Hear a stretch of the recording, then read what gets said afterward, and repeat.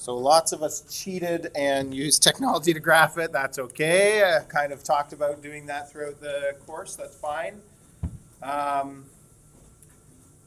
It would be interesting, like I think it's worthwhile to try to determine, but I know it's hard. It's hard when you don't know where to start. It's something we've talked about several times in this course. If I don't give you any starting point, what are you supposed to do? But that is a valuable skill. That's a valuable problem-solving thing to try to work through, because we'll all have times in our lives where we don't know where to start, and yet we have to. So it's something that's worth trying. That being said, so if you didn't graph it with technology, where would you start? Like, how would you start to think about what the square root of x squared minus 2 looks like? Well, I would start to think about the domain and the range. Like, I would think about the properties of general functions. We just finished doing a lot of graphing. And how did we get a sense of what the different functions were like? By looking for their intercepts, by, in those cases, looking for asymptotes, that kind of thing. So will this have an asymptote? Will it not? I don't know. But you could start looking for intercepts. And actually, that would give us a really interesting indication about something about this graph. Because what happens when I try to find the y-intercept? It doesn't have one. Why? And this is where you start to go, okay, so something's going on with this graph. Right there, I plug 0 in for x, I square it, I get 0. 0 minus 2 is negative 2. What's the square root of negative 2? Well, you can't do that. Not in the Cartesian plane, not when you were talking real numbers. So it doesn't have a y-intercept. The graph doesn't exist there. And then you start to think, oh, well, what other numbers could I plug in for x squared and not get a value? And I would come up with something to the effect of, this is just an intro to what we're doing today. It's not really what we're doing. Something to the effect of, when x squared is less than 2, right? When x squared is less than 2, that means x squared minus 2 will be negative, and the function won't exist. Take the square root of both sides. Now, doing operations to both sides when you have an inequality is tricky. Some things work, some things don't. Sometimes you have to flip the sign, sometimes you don't, but in this case, you don't. So we won't worry too much about that. So when x is less than the square root of 2, the graph won't exist. And sure enough, if I can find my graph, when I take a look at this and I scroll in, that point right there does look like about the square root of 2. We remember what that is from all of our work with trigonometry. We're kind of familiar with that number, right? As a decimal. You can punch it in and take a look. It's a little bit less than 1.5. So that looks about right. So that makes sense. And then what is the, and so there and there, because if I put a negative number in, it's going to be the same thing, as long as, because I'm going to square it first. So whether it's a negative or a positive won't matter, because I square it first, right? And that's important because the graph of the square root, we haven't done a lot of it, but remember, it only exists in the positive quadrant because you can't put negative numbers under the square root, and you don't get negative numbers when you square root something. So that's why that looks the way it does. But our actual function has both because we're squaring a number first. So some negative numbers we can put in. So I don't know, you kind of play around with it, and you kind of start to think, okay, so there's some numbers that don't work, but there's numbers that do. What will the rest look like? I think that would be hard. Like, how would you get a sense that the rest of the graph goes up like that? If I compare it, I guess I'm going to compare it to this. The square root function looks like a parabola on its side, so it doesn't grow very fast. Because I'm squaring x first, that part's getting a little bit bigger, so I'm taking the square root of a bigger number, so, it's growing a bit faster. But it kind of looks like a slanted square root sign, or like a square root function that's been stretched or skewed in a bit of a different way. I mean, that's what it looks like. Not a big deal. Like, again, that's not something that you have to be able to do for today. It's just kind of an interesting idea, and it introduces us to an important new topic, which we're actually only spending one day on. We're talking about this today, and tomorrow we're moving on to something else. But part of what we're going to do today will be important for that. And but it's a really big new area that we would explore in this course if we had more time, and it's called composition of functions. And the composition of functions is when you take one function, like x squared, and you put it inside another function, like square root.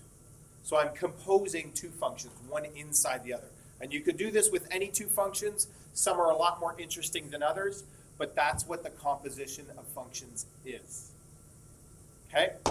Kind of interesting that I could think of this as the composition of the square root of a and x squared minus 2. So I take this and put it in for a. Or I could think of it as the square root of a minus 2 and x squared, and I'm just putting x squared in for a, like the way that they're composed. See how they both give the same thing, but the way that they're composed just slightly different. And so just kind of working backwards can be kind of interesting sometimes. Any questions about any of that? Okay, so here we go. This is where you want to start writing this down.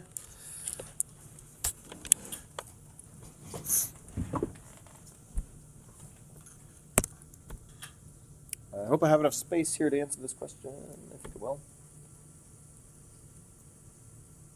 So we're given two functions, f at x and g at x. A little bit of work with function notation.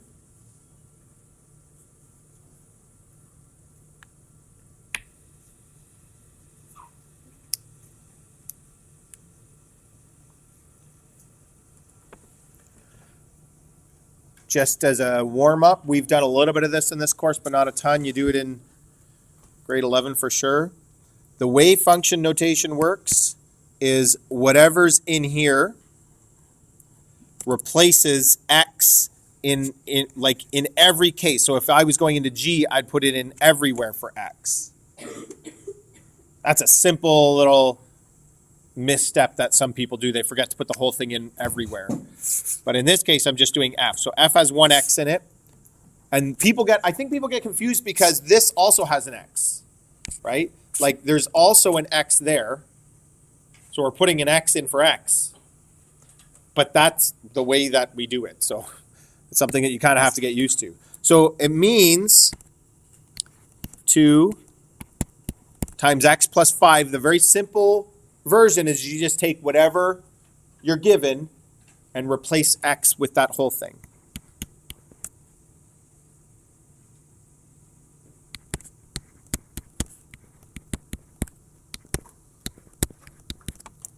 So in this case, I get a different expression. In some cases, you get a solution, like a constant, what you would think of as an answer. This is still an answer, but it's a different kind of answer. But it's an expression in this case.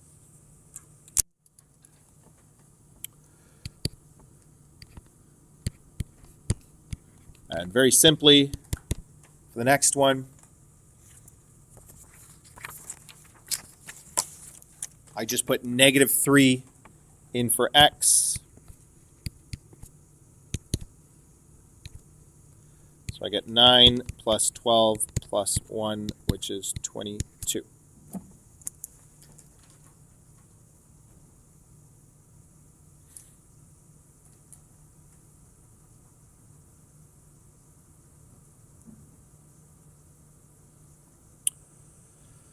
And this one's a little bit different. The values of x for which g at x equals -3. This is just a notation thing. There's nothing new going on here. There's nothing particularly all that interesting even.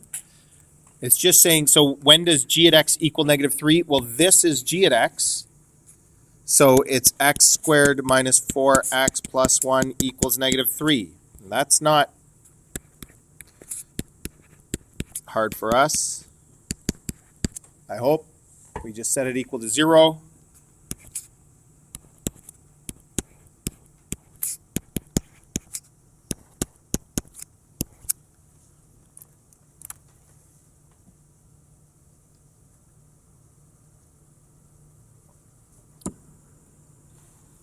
And we factor and we find our solutions.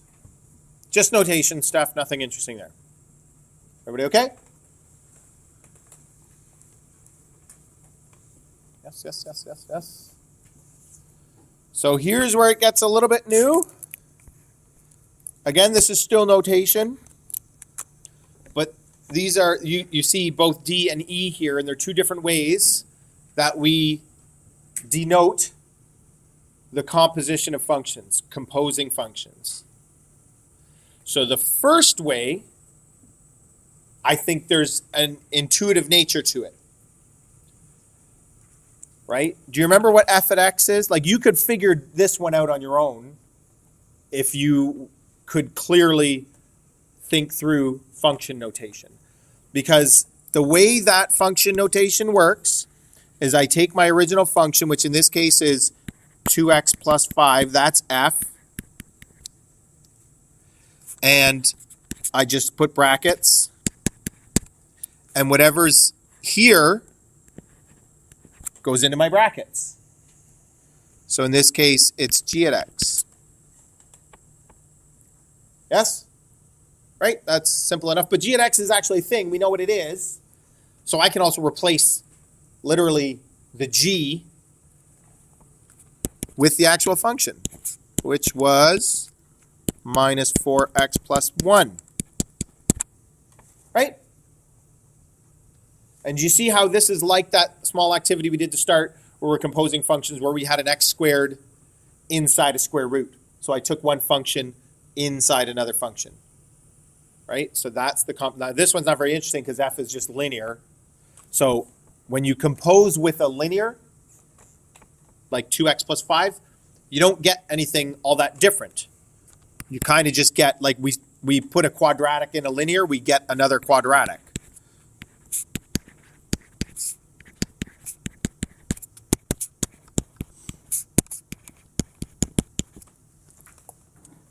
So not very interesting, but they start to get very interesting.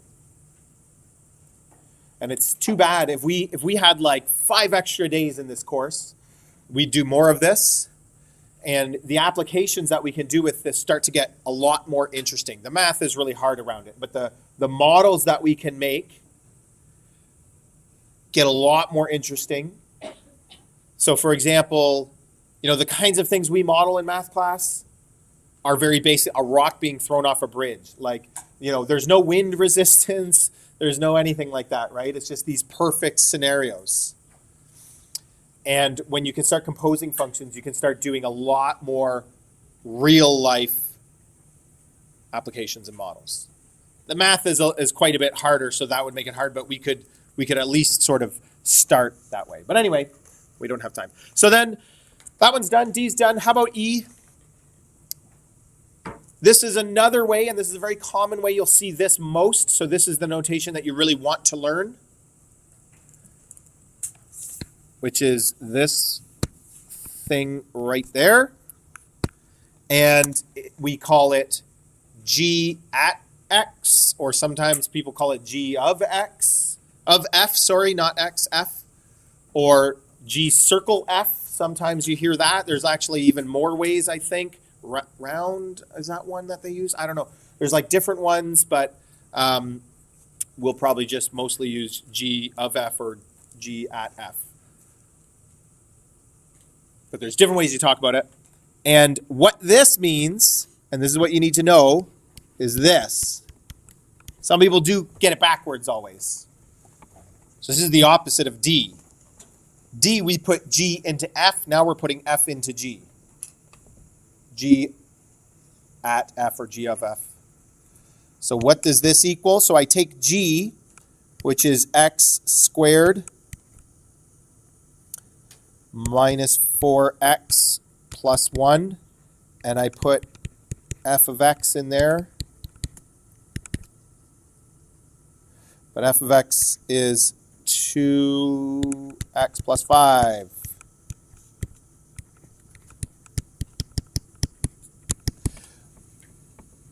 Really quick little tip. I've seen this mistake happen so many times where people put it into the first one and forget to put it into the second one and just leave that as an x, 4x, and then your answer doesn't work out. You're not sure why it's not the same, but they just miss the second part when there's two x's. Where's my thing? When there's two x's, you got to sub into both.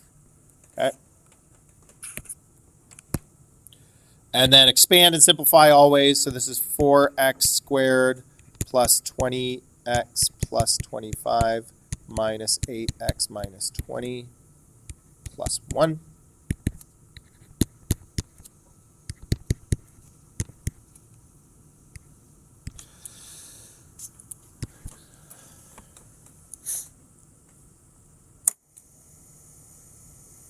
Questions?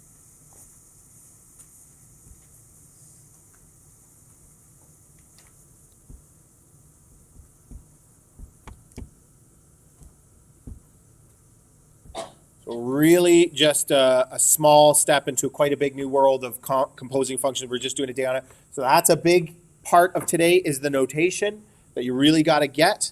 And then there's one other thing that we're going to talk about that's sort of review from grade 11, but touches on an important concept with composing functions that we're going to talk about next. But yes? That's a question. It totally depends on what you're supposed to do with it. Like if you were now supposed to solve this for something, then that's how we tend to solve those. In this case, like you have to expand and simplify because that's what we always do, but there's no reason to factor that because we're not doing anything with it, so we don't care what form it's in. Does that make sense? Okay, so go ahead and try this one. And then again, this is where like now it's g at f at 2. So now there's like subbing into this stuff. So you really have to make sure you got the notation right, have the order right, that kind of thing. You might ask yourself questions like, would this be the same as f at g at 2? Whoops, 2. Are they the same? And that's worth thinking about. I don't think we're going to actually explore that, but that's something that if you wonder that, that's a good thing to wonder. You might wonder, f at g, was it the same as g at f? Were they the same function? You can see that when you look at our answers for D and E. So those are all good things to think about.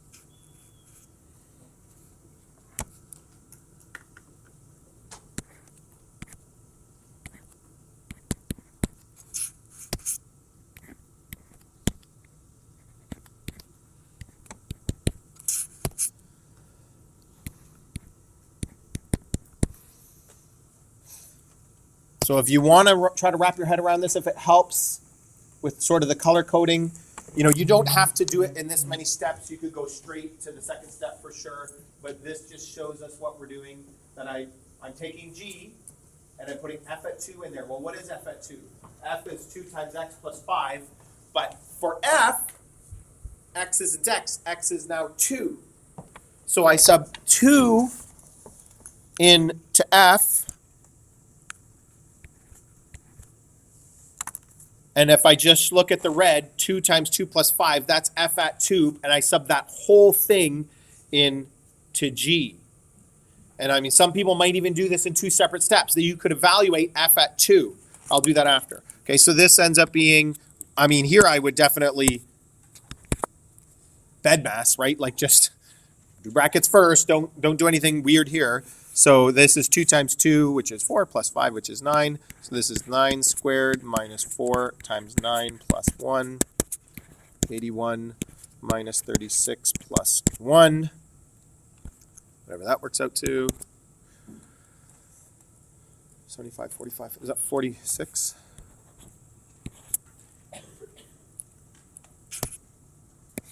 So you could evaluate f at 2 separately.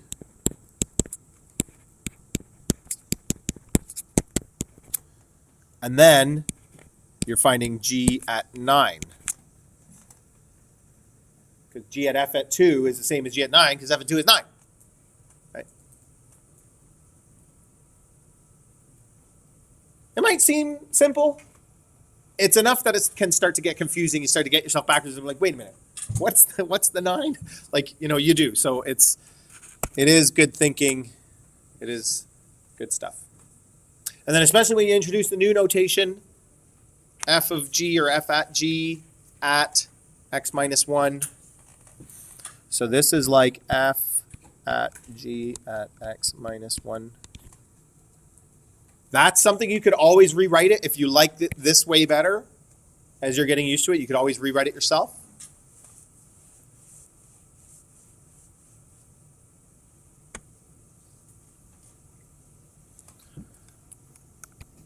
And so again, I start with f, and f is 2 times x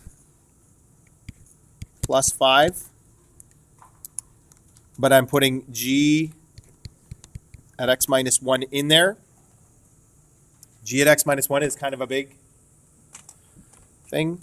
So it's going to be 2 bracket, and then g is x squared, so x minus 1 squared minus 4 times x minus 1 plus 1, right? Yeah.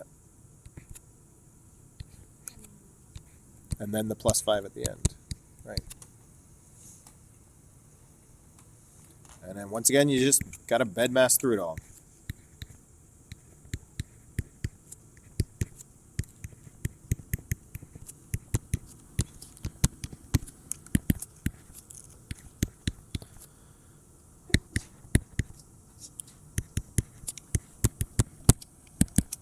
Two x squared minus 12x, and then 12 plus 5 plus 17. Is that right? If a bunch of you beat me, you're already done. Is that right? Good.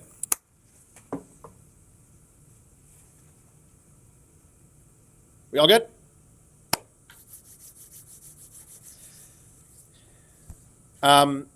We're not going to talk about it today, lucky for you, but something that I've done in past years too is talking about the domain and range of these functions. Man, is it complicated. It's really messes with your mind thinking about, like even the one that we did. Okay, so when I square something, it's never going to be negative, but I can put anything into a square. But when I'm subtracting 2, that could make it negative, and that can't work because it's square root. So what are they? It can get really complicated, and some of the other functions that we do in this course, you start including them. Oh my gosh, it's really hard. But we're not doing domain and range, at least not right now. So if we get a chance for fun one day, maybe we'll talk a little bit about domain and range and composition of functions, but otherwise not. Okay, so that's composition of functions. We're going to review something from grade 11 and combine the two a little bit just to notice something that's interesting, that makes perfect sense when you think about what we're talking about.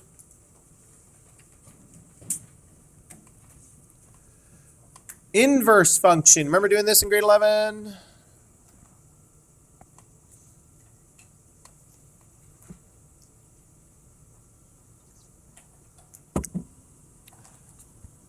The inverse of a function occurs when you interchange the x and y values of each point on the function, which is infinite, so you can't do them one at a time, or if you do it in the function itself.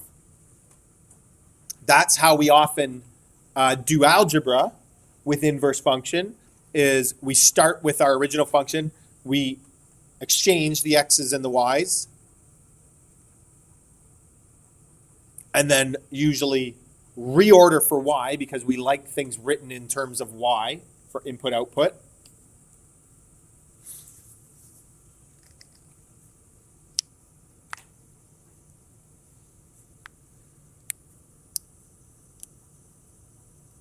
So that's always a really, that's like, if I was writing a test on this and I forgot everything about an inverse function, I was like, oh, but all I know is you interchange the x's and y's.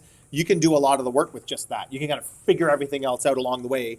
That's always a place that you can start. There's little details here and there, and it's kind of, to me, seems like one of those things that you spend a couple of days on it in grade 11, and it makes sense, but you don't really understand the bigger context of why you're talking about that or why it's important. And it's just one of those things that, but then if you continue to progress in mathematics, you'd see why this is a super important idea. We're not going to get into it in that much detail. The inverse of f at x has this really unfortunate notation. It looks like the exponent of negative 1. What's the exponent of negative 1 do?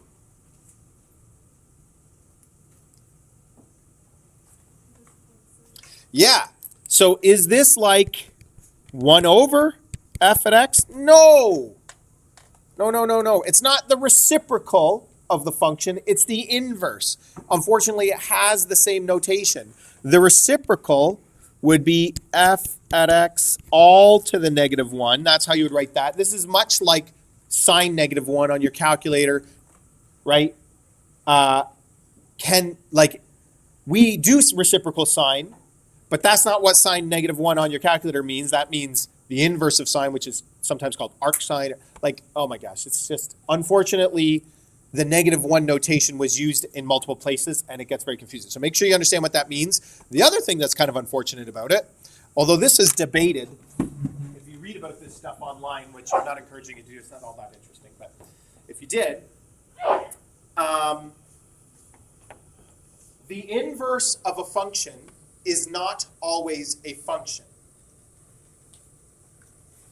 So some people only want to reserve this notation for when the inverse is a function. So we wouldn't say f negative 1 at x if it's not a function. The inverse of a parabola is not a function. You saw that in grade 11. Okay, so you would call it y, and sometimes we do this. We like cheat. We go the inverse of f, and we, instead of saying equals, we use like colon to try to denote. So so for us, we're actually gonna go with that where we don't call it a function. Although for today, it's actually not really gonna matter much anyway. But some people say it's okay, and some people say it's not. So it just depends on who your teacher is or who your prof is, kind of what they want you to do that, if this ever comes up in university. That's a good lesson. I don't know if I've ever talked about that. Good lesson for university. Whether it's right or wrong, do what your professor tells you to do. If they want you to write it one particular way, just write it that way. You're going to save yourself a big headache, right? They have their reasons, and that's what they do. Any questions about that? That was kind of, I hope that's not complicated. So is it a function or not? If it is a function, we can say f negative 1 at x. If not, we'll probably just call it y. Okay. Consider the inverse of f. So here's our function. We're supposed to graph it, and then we're supposed to graph the inverse. So let's get to this quickly so we don't run too much at a time.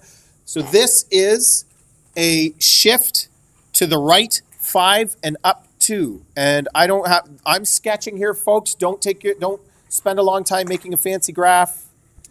Something that I know, though, about square root is it's like the opposite of parabola, right? So for a parabola, you go over 1, up 1, over 2, up 4. So in this case, I flip those. Over 1, up 1, over 4, up 2.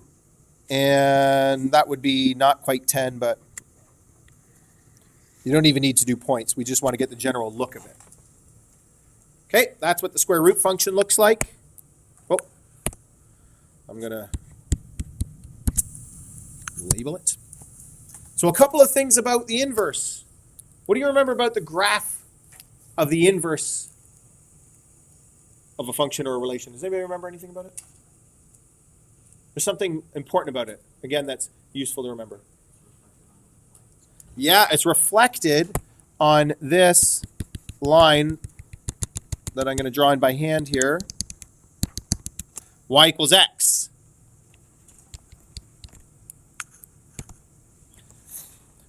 But I can also think of it as an interchanging of the x and y's. So this first point here was over 5 up 2. So instead I'm going to go up 5 over 2. That's probably a bit too far. I don't change signs or anything like that. I'm just flipping the x's and the y's. See what I mean by like, even if all you know is you flip the x's and the y's, you can just figure out what the graph is. So this next one would be over, let's see, I went over 5 up 2, so it'd be over 6 up 3. So I'm going to go up 6 over 3. And oh yeah, now I remember this looks like a parabola anyway, because we've done a lot of that work, right? So I'm just doing a parabola, but then the next one's going to go something like this, and it's going to go something like that.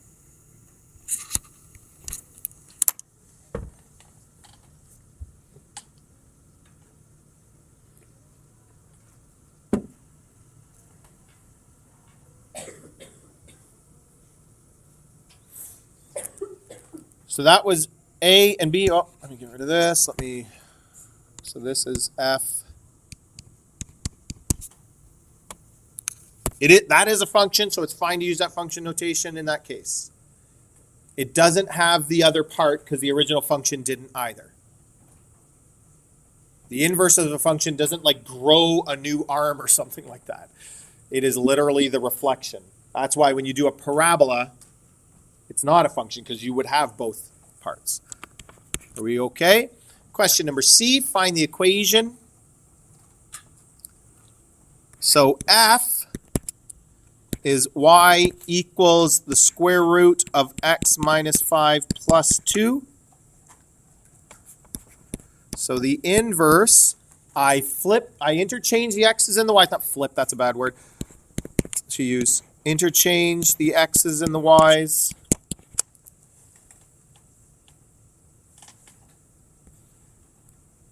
And as I said, now we rearrange for y.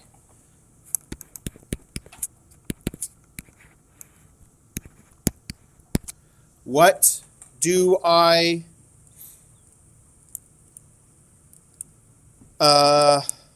want to do at this step?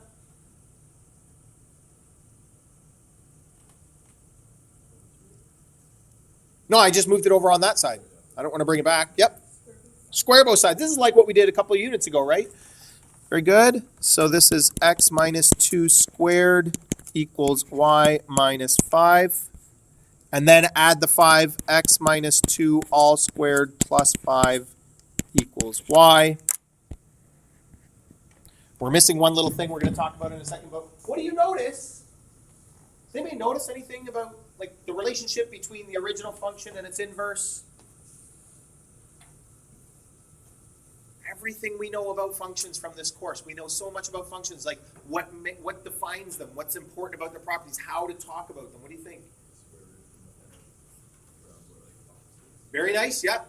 That's not by accident. That's pretty important. Anything else? How would you talk about this function? How do we graph it? Well, we looked at the horizontal translation and the vertical translation. What do I know about these? Same numbers, but like horizontal to vertical flipped. Right? And then the signs also flipped, although horizontal and vertical, the signs are already kind of flipped. So like there's, you know what I mean? So the transformations flipped from being horizontal to vertical, otherwise they're the same. I was shifting to the right 5, now I'm shifting up 5. I was shifting up 2, now I'm shifting to the right 2, right? Same idea. What about domain and range? I think the next question we're going to talk a bit about that. But what's the range of this? Sorry, the domain of this? And what's the range of that? They're the same.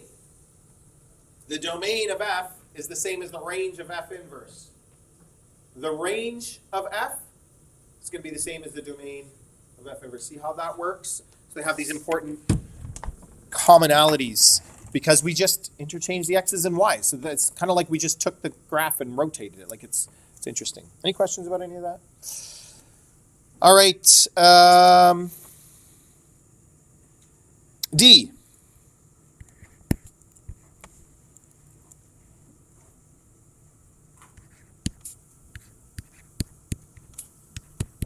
Oh, I almost forgot. Sorry, we got to go back to, but this graph that we came up with looks like a parabola, and that one's not. And this is that whole funny business that you do in grade 11 of restricting the domain and da-da-da-da-da. We know a bit more about it. Unfortunately, we're not going to get a lot of time to talk about it. So we're just going to add this restriction when x is greater than 2. And this is really important that you add that in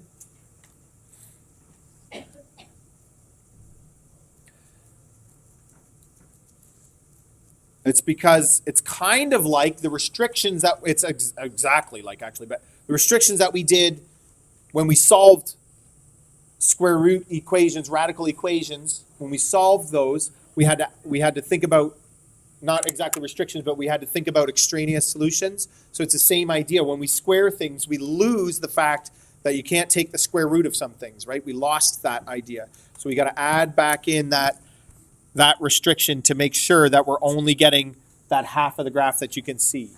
So if you're ever asked to do this on a test, or I think it's in the homework, that kind of thing, that restriction is super important.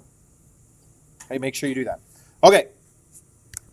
So now what are we doing here? We're taking f, and f is the square root of x minus 5 plus 2. And we're putting f inverse into that, which is x minus 2 squared plus 5. Yes? You okay with that? Yeah, one of them's minus 5. This one's minus 5. And this one's plus 5. So we got minus 5 outside here because that came from that. And then this is my, this is my original x. So that's plus 5. Okay, so I think we got it. But again, it can be, we can easily mess this up. Looks like I can just drop the brackets and I get the square root of x minus 2 all squared plus 5 minus 5. Oh, well, that worked out nice. So this is just a square root of x minus 2 all squared, like plus 0. Oh, wait, that's interesting. Now I just have a square root and a square. Those are just going to cancel each other out. Oh, that was lucky. Wait a minute, look at this. I got minus 2 and plus 2. Those cancel each other out too.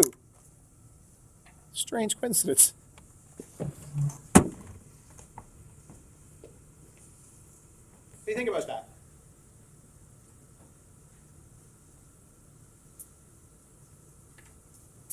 That's not a coincidence at all, right? That's going to happen every single time. Think about how we came up with the equation for the inverse of that. We took 5, moved it to the other side, which changed the sign. And we did it in the reverse order.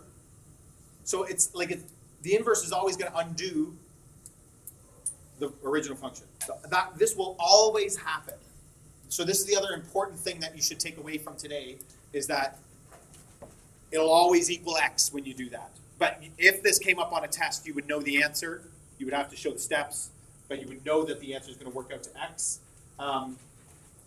And that, again, makes sense, because if I take a function and I interchange x and y to get the inverse and then do it again, I just get back the original function, or I just get back the original thing that I started with, which is x. So I put x through the inverse and then through the function, it's going to come back out looking like itself. Really important. Any questions?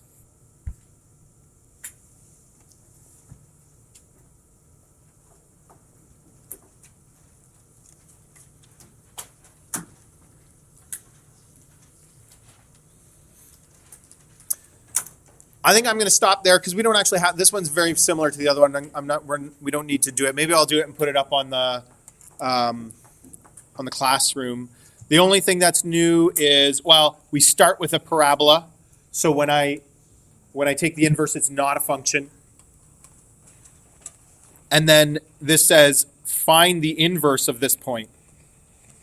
So we would just use the graph to find the point and then flip the things around, right? That's all we would do. And then, yeah, state the domain and range. We already kind of talked about that. So I'm going to stop there and let you get the homework started. Any questions?